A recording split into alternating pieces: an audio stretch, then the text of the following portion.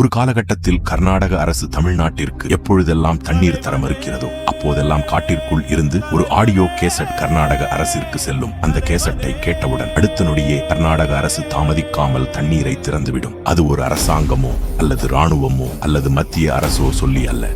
அவர் யார் தெரியுமா?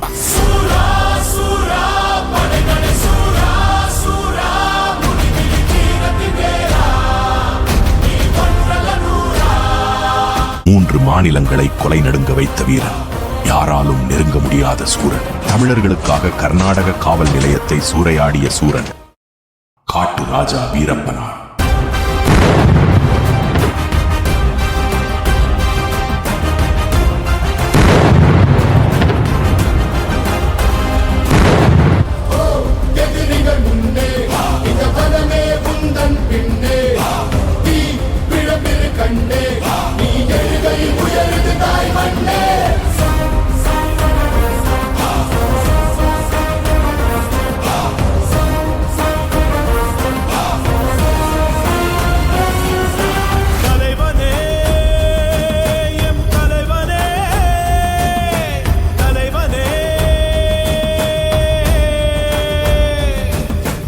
காவிரி பிரச்சனைன்னு வந்துட்டா முதல்ல அபிஷியலா திங்க் பண்றது வீரப்பன் அடுத்து என்ன பண்ண போறான் அப்படின்னு.